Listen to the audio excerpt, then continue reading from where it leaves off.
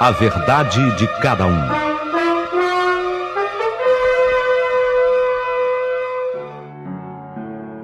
Olha, eu fui até estudar um pouco a respeito disso, pois eu tenho lembranças desde a mais tenra idade. Porque especialistas, neurologistas, disseram-me que o ser humano ele consegue ter lembranças a partir de 3 anos e 4 meses, a partir daí, mas isso varia e depende muito de pessoa para pessoa. Mas claramente eu me lembro de determinados acontecimentos mais ou menos a partir dos meus 4 anos de idade. Isso é importante eu dizer, porque tem gente que fala assim, nossa, mas eu não consigo ter lembrança com menos de 5 anos. Tem gente até que fala mais, eu não consigo ter lembrança com menos de 6 anos. E já ouvi muita gente falar que não consegue ter lembrança com menos de 7 anos. Quer dizer, a primeira lembrança que a pessoa tem da infância é a partir dos 7 anos de idade. Isso varia de pessoa para pessoa. Então eu fui estudar e fiquei sabendo que, na verdade, as pessoas com a lembrança mais longínqua do passado, elas conseguem ter lembranças a partir de 3 anos e 4 meses. Eu, em particular, eu passei a ter lembranças e tenho claramente lembranças a partir dos meus 4 anos de idade. Mas que lembranças são essas? Especialmente, eu sempre tive visões, sonhos estranhos, mas eu nunca via pessoas. É gozado isso, né? É gozado. Então eu tinha visões, sonhos estranhos, mas eu nunca via as pessoas. Sempre eu via, assim, tinha uma casa e eu ouvia nessa casa muitos gritos. São as lembranças mais antigas, mais longínquas que eu possuo. Desde que me entendo por gente, eu tenho essas visões aleatórias.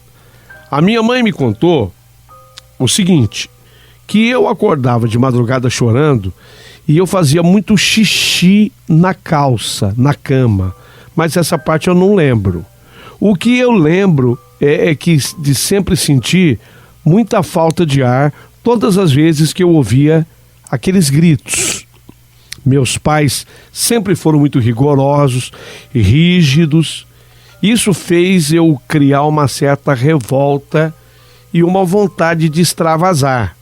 Talvez por isso eu tenha tido também uma adolescência com uma certa rebeldia e especialmente eu tinha assim, desculpe eu usar essa expressão, mas ela é sincera.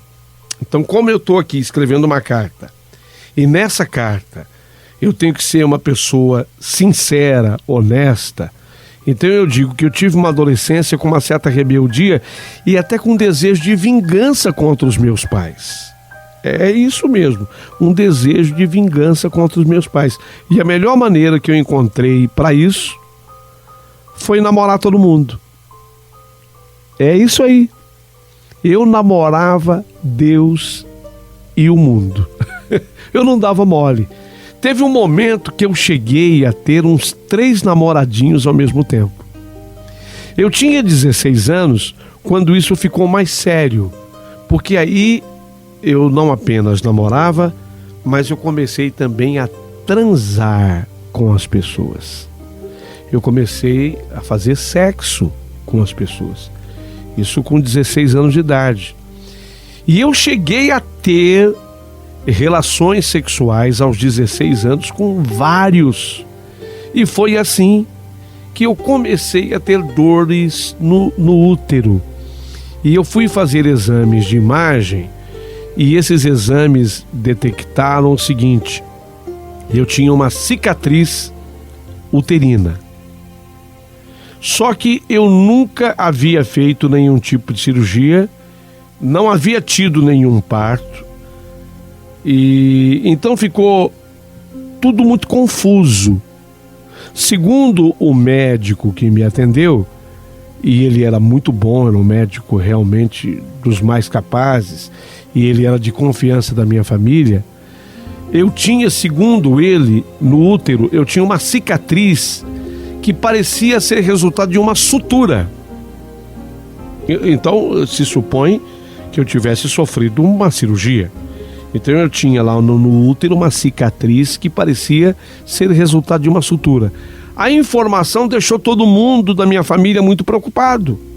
E esse médico passou a me acompanhar mais de perto. Ele passou-me medicamentos. A dor do meu útero passou, ela foi contida. E essa história caiu um pouquinho no esquecimento, porque mais ou menos que o problema ficou resolvido. Mas registre. Você que está ouvindo, eu queria que você registrasse aí. É fundamental essa parte na minha história. Então registra aí. Aos 16 anos, eu descubro numa ida ao ginecologista, médico de confiança da família, que eu tinha uma cicatriz no útero. E essa cicatriz, de acordo com o médico, era resultado de uma sutura, como se eu tivesse passado por uma cirurgia. Registraram? Ok? Então agora eu vou seguir com a minha história. Após esses episódios, me acalmei com os namorados. Porque eu namorava muito, conforme eu estava falando, mas eu dei uma acalmada depois disso. E logo após surgiu o Rafael. Nos conhecemos, eu e Rafael, numa festa. Ele era sobrinho de um pastor, pelo qual a minha família tinha profunda admiração. Sem contar que o Rafael era de uma família rica. Pronto. Pronto, não faltava mais nada. Meus pais caíram em cima de mim. Tenha cabeça, Laura. Laura, vem cá. Presta atenção. Esse é o homem com o qual você vai formar sua família. O Rafael. Rapaz fino, educado, família boa. A minha família não falava, mas eu no fundo bem que sabia que família boa era família rica. Era o que eles queriam me dizer. Então, para a alegria de todos, eu e Rafael começamos a namorar. Famílias evangélicas, observem, famílias evangélicas não gostam assim de longos namoros, não. Até na família de católico, de espírita, de outras religiões, a gente vê namoros assim, namoros mais longos. Na família evangélica, não. O pessoal fica no pé, sabe? Fica cobrando. E foi assim, diante de tanta cobrança e pressão, que nós chegamos ao casamento. Por favor, não me julguem. Sei que eu deveria, mas na época não tive força nem estrutura para lidar contra isso. Então eu me casei adolescente, sempre sentindo que aquela vida não era para mim. Mas eu não lutava para me livrar dela. Ou seja, o tempo foi passando e eu superficialmente fui vivendo aquela vida. Nada ali me faltava. Já interiormente, eu sempre sentia um vazio imenso, um oco. Sabe um buraco assim dentro de você? Eu sentia aquele imenso oco. E pensava comigo, será que esse vazio que eu sinto foi porque me casei sem ter a certeza do amor? Me casei naquela forçação de barra das famílias. É o casa, Laura! É o Rafael! Laura é ele! Família boa! Sobrinho do pastor! Família boa! Família boa significava rica, né? E eu me casei. Será que esse vazio vinha disso? Não, eu não estava bem certa disso, não. Porque também eu não queria me separar do Rafael. Porque se fosse assim, se aquele oco, se aquele buraco que eu sentia dentro de mim fosse porque eu teria me casado precipitadamente com o Rafael, bastava eu largar do Rafael e acabava o buraco. Não, não era isso. Porque até eu não queria me separar dele. Se o meu casamento não fazia me ficar fazendo ver borboletas onde elas não existiam, também o meu casamento não me causava nenhuma visão de terror, de horror. Era um relacionamento normal. E com um componente que sempre ajuda muito. Tínhamos uma vida de fartura. Do ponto de vista financeiro, era uma vida tranquila. Isso sempre ajuda bastante. Até que começaram as cobranças com relação a filho. Outra coisa que família evangélica faz, né? O evangélico nisso ele se parece muito com a família judia. Porque o judeu é assim, se você se casa e você transa, é com o objetivo de formar uma família. Correto? Família judia. Na família evangélica não é muito diferente. Então começaram as cobranças, né? Cadê o filho? Meus sogros tinham loucura por um neto. Eles eram pessoas muito boas para comigo. E eu comecei a me sentir na obrigação de atendê-los. Se eles cobravam de um lado, meus pais cobravam de outro, mas eles cobravam mais. Voltei ao médico. Voltei lá no doutor Orlando, aquele mesmo. Doutor Orlando, eu quero muito engravidar. Quero muito engravidar. E como o senhor sabe, eu não tenho evitado a gravidez. Mas não estou conseguindo engravidar. O que o senhor acha, doutor Orlando? O que pode ser? Aí ele respondeu: Laura, eu cuido de você desde que você era menina. Eu sei que com você está tudo bem. Eu poderia até pedir exames para o seu marido. Mas há uma coisa da qual eu tenho medo de lhe falar e ser mal interpretado. Como assim, doutor Orlando? Eu não estou entendendo o que o senhor está querendo dizer. O senhor tem toda a minha confiança. E eu estou pronta para ouvir. Só vou lhe falar se você me prometer que manterá segredo da nossa conversa. Nossa, doutor Orlando, eu estou até ficando assustada. Mas o que é? É lógico que eu quero ouvir do senhor. Mas eu estou até um pouco assustada. Não fique assustada, Laura. É que o que eu vou te falar não tem muito a ver com medicina e ciência. O que eu vou lhe falar, nenhum outro médico lhe falaria. E eu só o farei porque eu te conheço desde menina. Mas repito, falarei com a promessa de que você não irá comentar isso com ninguém. Doutor Orlando, meu Deus do céu, o que é? Eu estou ansiosa e até confesso um pouco nervosa, mas pode falar. Laura, aquela cicatriz que você tem no útero, quando o doutor Orlando me falou assim, aquela cicatriz que você tem no útero, eu senti um arrepio correr todo o meu corpo. E numa fração de segundos, tanta coisa se passou pela minha mente. Eu pensei em estupro quando eu era pequena, sei lá. Achei que ele pudesse fazer uma revelação dessa, coisa que talvez eu não me lembrasse. Pensei numa doença que o médico resolveu sem que dela eu também soubesse. Eu era muito criança, sei lá, eu não me lembrava. Olha, pensei em tanta coisa, porque tanta coisa vem na mente da gente. E ainda eu pensava quando o doutor Orlando falou: então, Laura, aquela cicatriz eu a estudei. Eu fiquei muito preocupado com ela, uma cicatriz no teu útero. Eu a estudei e cheguei a uma conclusão, que aquela cicatriz é muito antiga, mas muito antiga. Eu sou o médico da sua família, eu conheço você desde que você nasceu.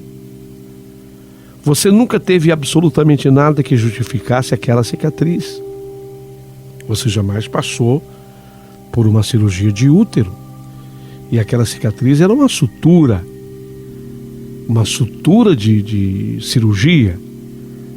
Você nunca teve nada que justificasse.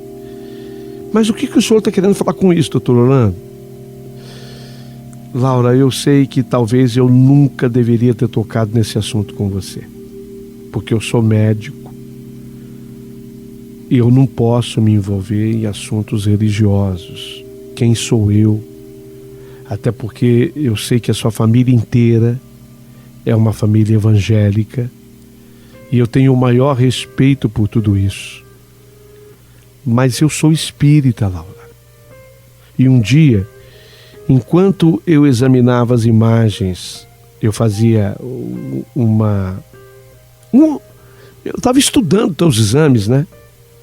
Inclusive exames de imagem. Eu estava fazendo assim um estudo daquilo e eu estava isolado, eu estava sozinho nesse dia. Aí eu ouvi claramente um choro de neném. Ficou muito claro para mim. Eu estava vendo seus exames, estudando.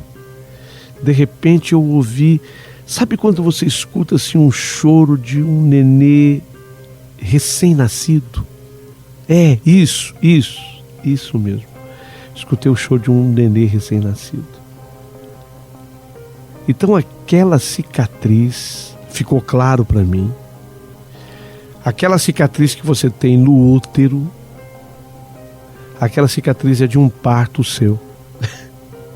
Doutor Orlando, mas pelo amor de Deus, o senhor sabe que eu nunca tive filhos, doutor Orlando. Sim, é verdade. Nessa vida, não. Nessa vida você jamais teve filhos. Mas você teve noutra vida.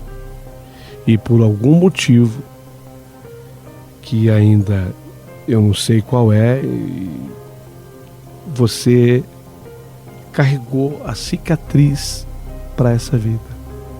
Você teve o filho noutra vida e trouxe a cicatriz no teu útero para essa vida. Mas doutor Orlando, isso é impossível, doutor Orlando, de acontecer, doutor Orlando. Isso não... O senhor me perdoa, é que eu confio demais no senhor, eu sei o quanto o senhor é sério. Mas o que o senhor está me dizendo é uma coisa... Não é só improvável, doutor Orlando, é impossível. Doutor Orlando, é sério o que o senhor está falando? Seríssimo, Laura. Na fé espírita, na minha fé. Mas eu reconheço, sabe, Laura? Reconheço e respeito que na sua fé de fato não é possível. Exatamente por essa razão eu tive todo o cuidado de lhe contar isso antes de começarmos essa conversa. Eu falei, segredo, não falei? Você lembra disso? Tem que ser segredo, mas segredo absoluto entre mim e você. Porque vão me chamar de doido, vão me chamar de louco. E eu não posso, eu tenho minha reputação como médico. E você sabe muito bem que eu não sou médico que me formei ontem. Eu sou um médico que beira 30 anos de carreira. Eu não sou um médico qualquer. Então eu tenho minha reputação.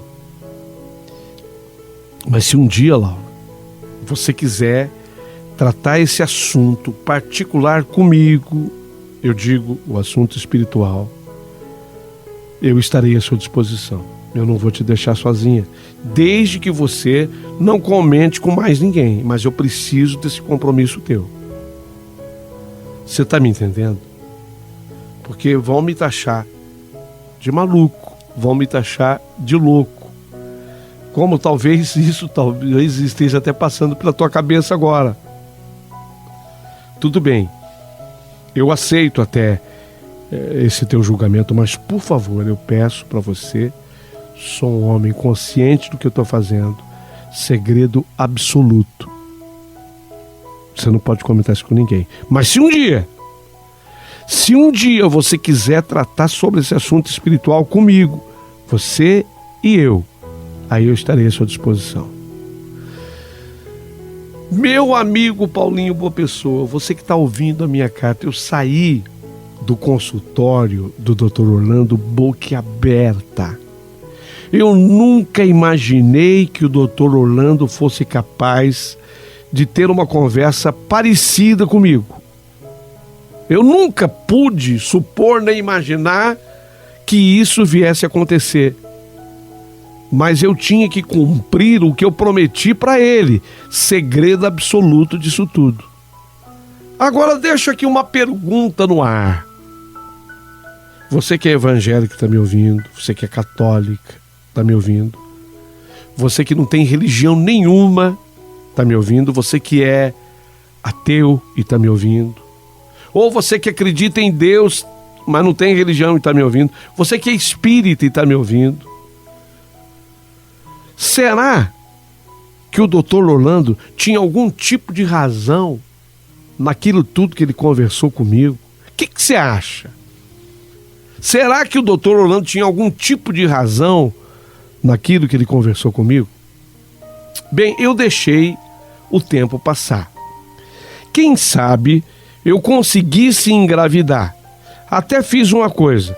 A minha sogra conhecia também uma boa ginecologista, uma doutora da confiança da minha sogra.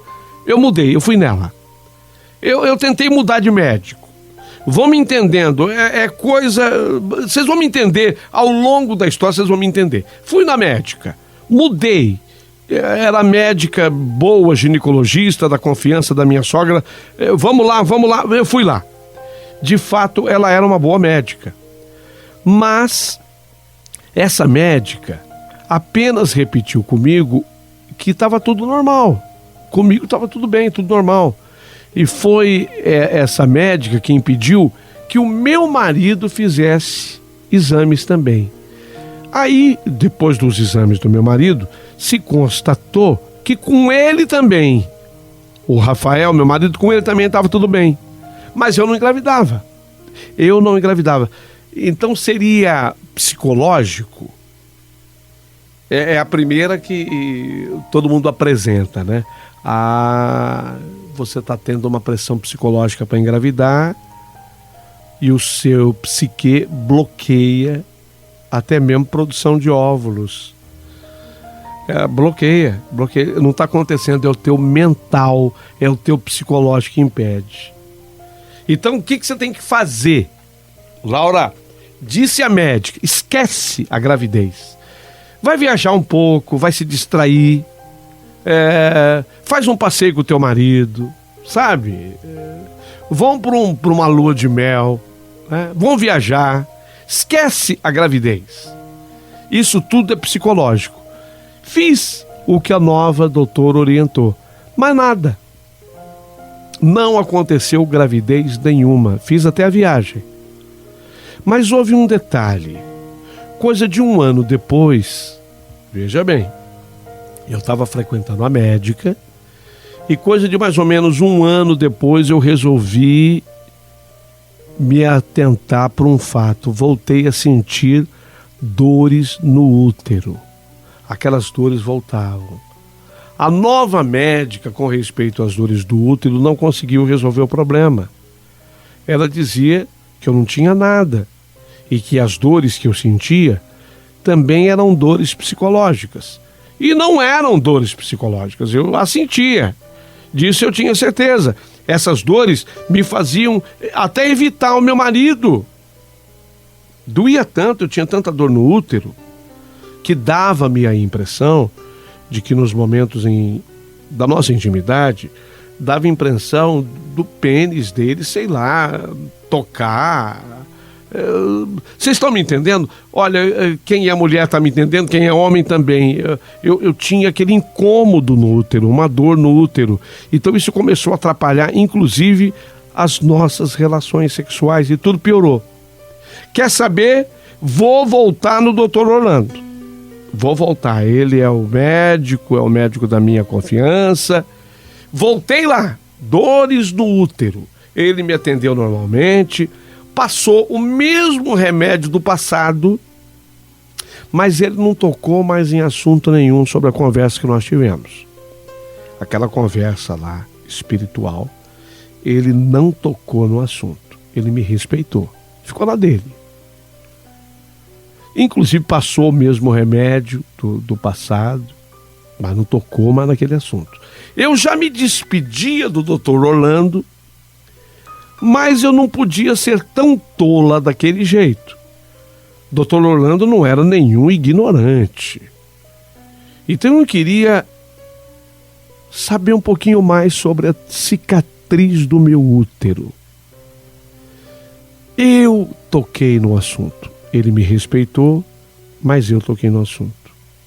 Doutor Orlando, tudo bem, estou com a sua receita em mãos, vou tomar esse remédio no qual deposito a maior confiança, mas eu confio também demais no senhor.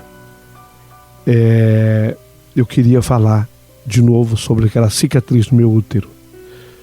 Foi quando o doutor Orlando me disse: Laura, você é uma mulher maior de idade e tem todo o direito de saber um pouco mais sobre a vida e você. Olha,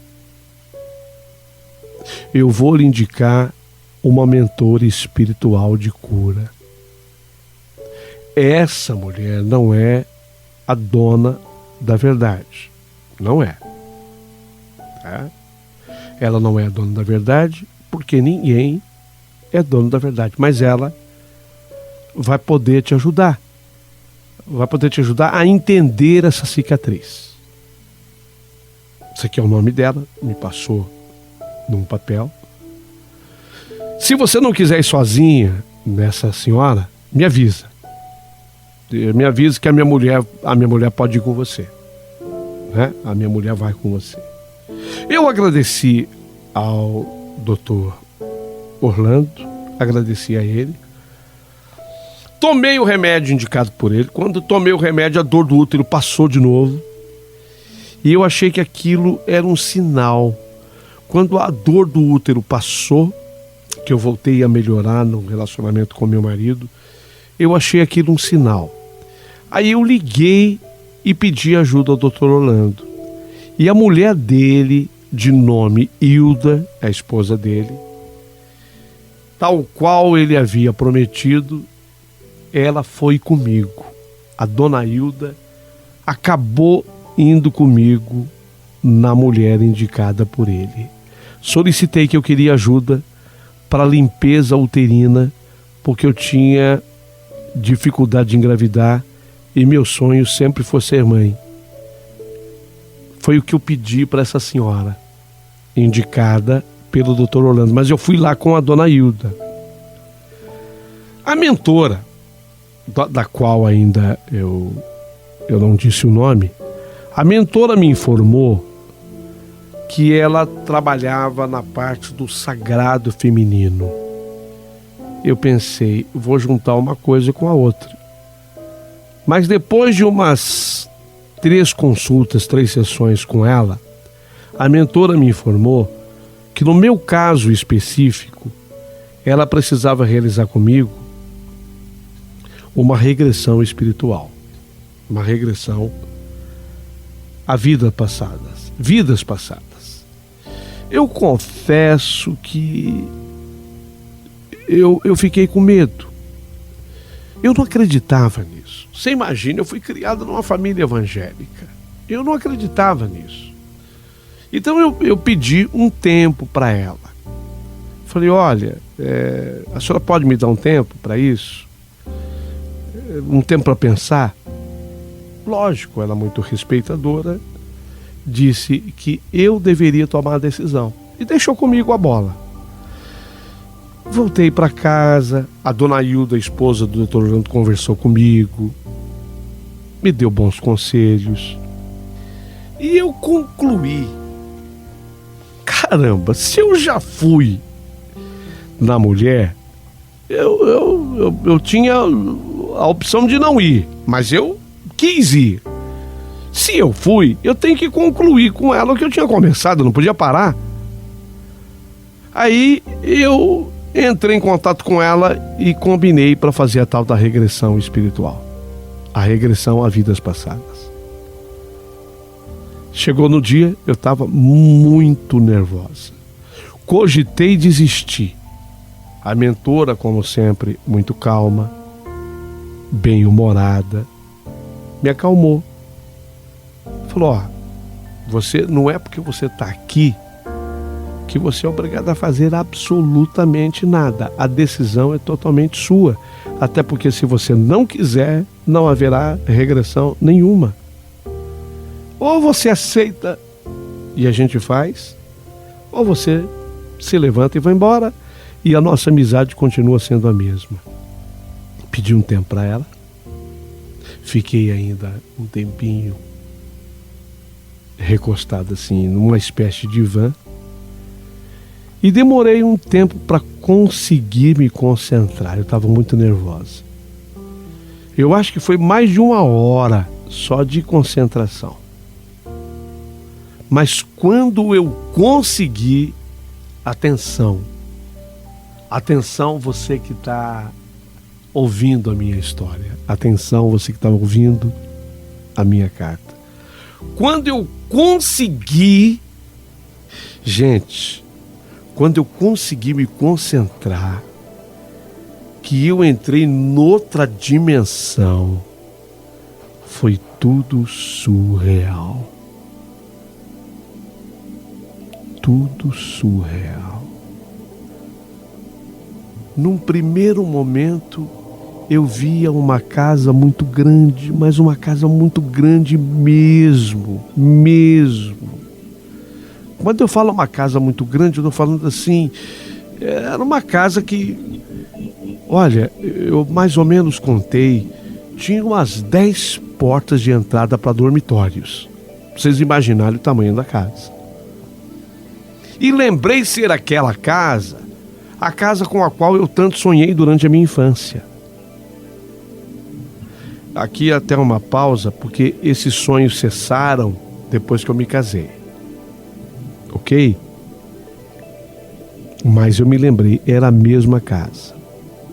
Na regressão, com a mentora espiritual, eu estava dentro dessa casa, em terceira pessoa, e me vi na cozinha dançando música instrumental e sorrindo, rodando bastante, assim. Eu estava num vestido todo bordado e eu estava feliz. Só que eu me via, entendeu? Eu me via. Então eu era uma terceira pessoa porque eu me via. E eu estava feliz, vestido, aquele vestido bordado, rodando bastante, assim, dançando, estava tocando uma música. De repente entrou um homem que não é o meu marido nessa vida, não é o Rafael.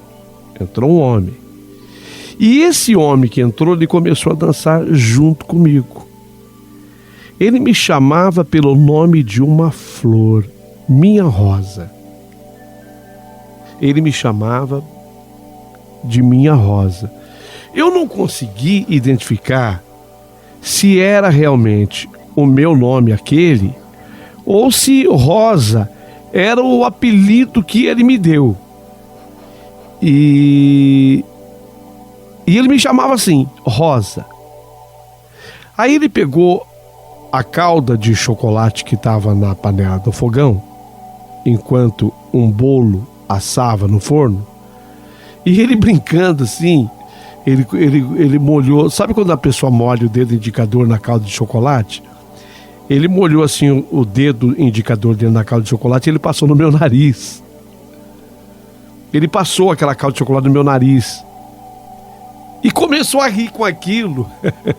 E eu comecei a dar risada com aquilo. Nós éramos um casal apaixonado, um casal felicíssimo, até meio bobo assim nas brincadeiras. Ele passou aquela calda de chocolate no meu nariz e começou a rir. Nós estávamos começando uma vida de jovens.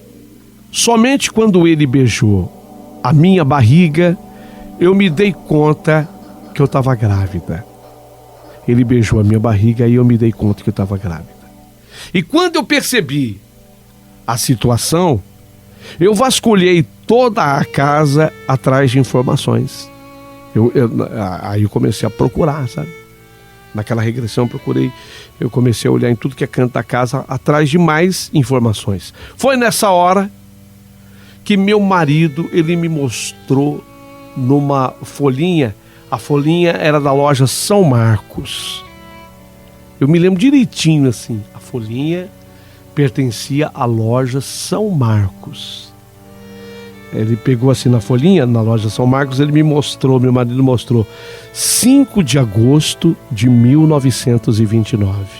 Ele me mostrou essa data na folhinha, 5 de agosto de 1929. A cena foi claríssima, muito clara. Eu visualizei o quarto de Emanuel, o meu filho que ia nascer. Eu vi esse quarto, tudo lindo, quarto lindo, limpo, organizado. Senti até um cheiro forte de lavanda com laranjeira, sabe? Vi documentos onde mostravam o meu endereço. Eu não posso falar abertamente o endereço aqui, por recomendação da minha mentora querida, por motivos espirituais. Gente, eu vi cada detalhe daquela vida feliz que estava começando entre mim e aquele marido que me passou a calda de chocolate na ponta do nariz. E a felicidade que eu sentia, eu ainda não havia conseguido nessa vida aqui que eu estou vendo. Eu estava tão feliz, mas tão feliz, que aquela felicidade eu não tinha experimentado ainda nessa vida. Quando eu estava na parte de cima da casa, porque de repente eu subi, eu estava na parte de baixo da casa, onde havia cozinha, e aí eu subi, aí eu fui para o segundo andar da casa, na parte de cima da casa. Quando eu estava na parte de cima da casa, o cenário mudou, como se tivessem passado dias. Aí eu olhei na janela, mas assim, do segundo andar da casa, eu olhei na janela e vi um carro chegar. E aquele carro que estava chegando era o carro do meu médico. Aquele carro que estava chegando, eu sabia que era o meu médico. Ele chamou meu marido de canto, o médico. Ele chamou meu marido de canto, aquele que me passou a calda de chocolate na ponta do nariz. Ele entregou algo para o meu marido. E esse médico que foi lá na minha casa saiu sem falar comigo. Lembro que o meu sentimento era de tristeza. Eu estava triste, eu já não estava feliz. No segundo andar da casa, eu estava triste. Mas aí o cenário mudou novamente. Eu vi o meu marido, aquele que me passou a calda de chocolate no nariz, mas ele não estava mais feliz, ele estava chorando no jardim, ajoelhado, como se ele estivesse fazendo uma oração. O meu marido, ele chorava muito, e ele suplicava por algo, e aquilo me deu uma agonia imensa. Eu fiquei poucos minutos observando até ter a visão mudada novamente para dentro de uma casa de parto. Tinha muita gente em volta, eu conseguia me identificar de longe, e eu ouvia meu próprio grito. Eu escutava meu próprio grito, um grito desesperado, um grito de dor, aquele ai, era meu. O grito ai, era meu, eu identifiquei. Era meu grito, eu que gritava ai, ai, eu estava com dores. Tinha muita gente em volta. De repente, eu lembrei daqueles gritos que eu ouvia quando eu era criança. Lembro daqueles meus sonhos? Lembro que eu comecei a carta falando dos sonhos? Era aqueles gritos que eu ouvia, exatamente aqueles. E aí a ficha começou a cair. Eu silenciei naqueles gritos lá na casa de parto, e começou a correria daquela gente toda naquele lugar. Emanuel, meu filho, nasceu prematuro. Ele nasceu por descolamento da placenta. Eu tive um problema sanguíneo que ocasionou uma hemorragia uterina. Essa hemorragia não foi estancada a tempo e eu não suportei. Aí eu vi tudo escurecer e eu gritava não, não, não, não. Eu vi tudo escurecer com aquele grito de não, não, não. E tudo se apagou. Eu, na regressão, me vi morta noutra vida. Eu me vi morta noutra vida. Minha mentora até ficou preocupada nessa hora, porque eu comecei a gritar nessa vida. E os gritos que eu dava eram os gritos desesperadores. Aí ela ficou, a mentora, ela ficou preocupada e me trouxe de volta para a realidade. A princípio, quando eu acordei, eu não consegui contar. Eu estava assim muito nervosa. Então ela, mais uma vez, a mentora, com toda a calma, ela é uma pessoa extremamente calma e paciente, ela me tranquilizou até que eu conseguisse conversar e falar tudo que eu tinha visto. Falar tudo que eu tinha presenciado. Fui orientada por ela a não pensar no processo durante 5 dias. E isso foi o mais difícil para mim. Porque ainda nesses dias eu continuei sonhando com detalhes que faltavam ver daquele sonho. Aí eu fui anotando, sabe, aconselhada por ela, eu fui anotando tudo que eu lembrava dos sonhos, desviando até o pensamento. Passados 5 dias, recolhemos todas as informações e colocamos em ordem cronológica para chegar a uma conclusão. E concluímos que, se houvesse sorte, era possível que Emanuel, o filho que eu tive noutra vida, teria sido em 29?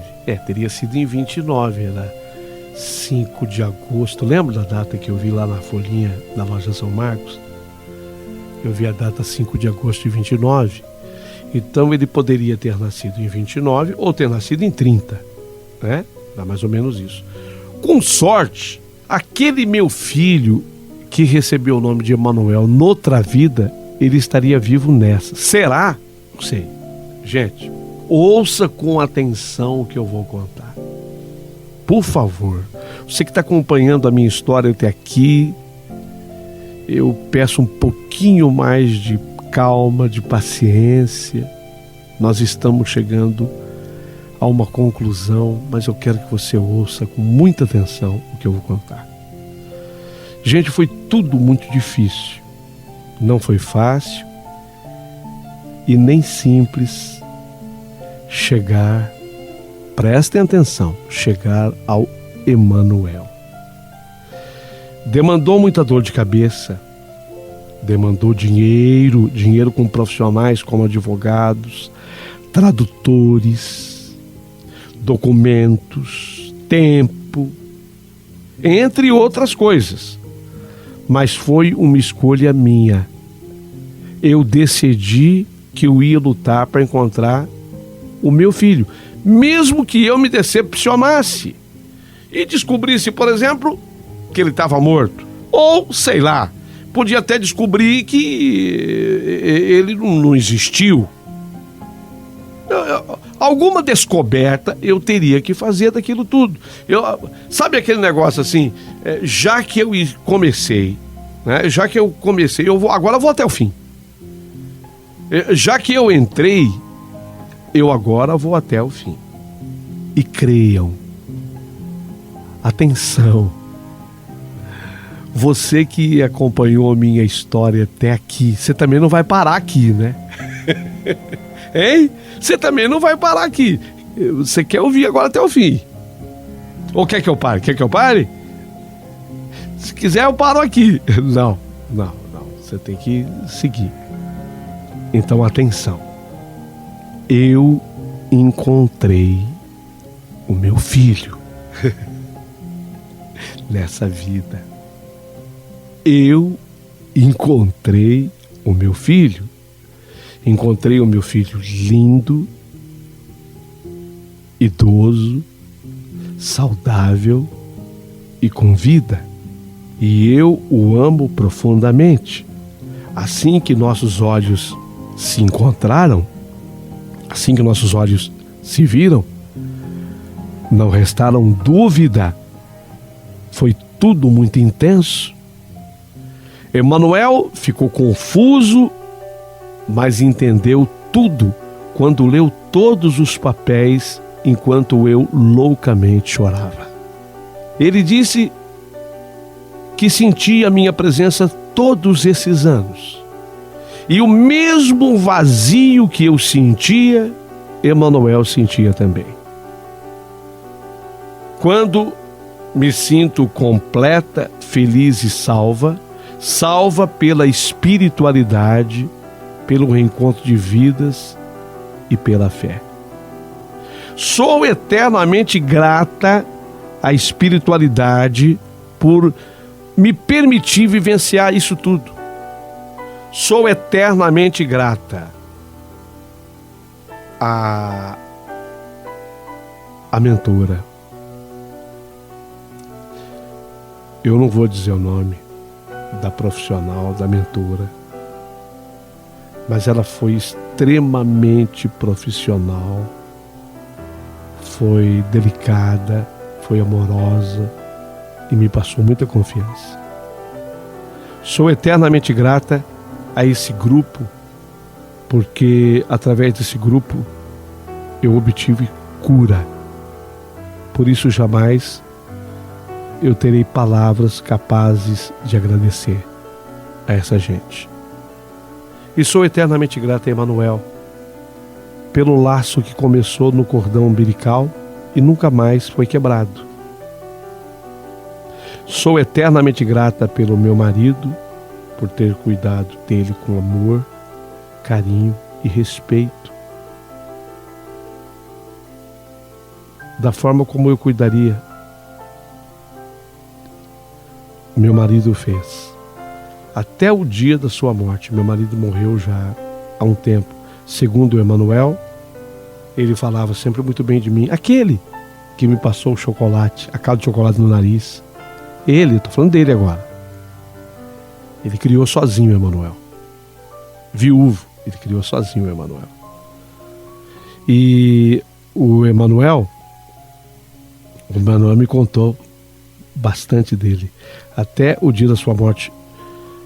Segundo o Emanuel, ele falava sempre muito bem de mim e do amor que eu tinha pelo bebê. Meu filho não desistiu de mim e nem eu dele. Isso é amor de outras vidas. Essa história eu já escrevi para você. Eu já mandei essa história para você. Mas quando eu escrevi, a história terminava exatamente aí. E eu voltei a te escrever porque eu precisava completar essas informações. Na época, eu não pude dizer que eu reencontrei o Emanuel numa clínica de idosos. E eu não posso ainda divulgar o nome da clínica, mas foi numa clínica de idosos que eu reencontrei. Não pude dizer, por exemplo, que o Manuel já tinha mais de 90 anos. Ele já tinha mais de 90 anos. Meu filho. Como é que é possível? Como é que é possível que uma mãe seja mais jovem do que o próprio filho? Só mesmo a vida espiritual é capaz disso. Eu era uma mãe jovem diante de um filho de mais de 90 anos. Eu não disse, e agora complemento a informação, que pós esse reencontro, eu e Rafael, meu atual esposo, meu atual marido, tivemos o privilégio da gravidez. Ganhamos uma menina, Elisângela, seu nome, um rapazinho, o Davi, e novamente uma menina, Mariana é o nome dela, 3. E talvez a parte que me moveu a escrever esse complemento da minha carta. Eu estava um dia em casa e de repente eu vi um pássaro. Parecia assim um beija-flor, embora não voasse da forma de um beija-flor, mas no tamanho parecia. E esse pássaro, de várias cores, ele entrou pelo vitrô da minha cozinha, ele pousou sobre a pia. Eu estava assim na cozinha, sentado à mesa. Eu estava na mesa, entrou um pássaro e ele pousou ali. E eu olhei para o pássaro. Quando eu me levantei para me aproximar do pássaro, o pássaro saiu da pia, voou de novo para a janela, pousou ali, exatamente no trilho onde corre a janela, pousou naquele trilho, olhou para mim e voou. E eu tive a certeza absoluta que era meu filho se despedindo. Minutos depois, meu telefone tocou, o celular era da clínica, dizendo que o senhor Emanuel, aos 90 e poucos anos, havia acabado de partir. Apenas chorei, mas não foi de tristeza. Foi pela alegria e o privilégio de ter tido na vida, numa vida não, em duas, o filho que nasceu lá naquele finzinho de 29 e que eu reencontrei nesses anos. Faltava esse complemento.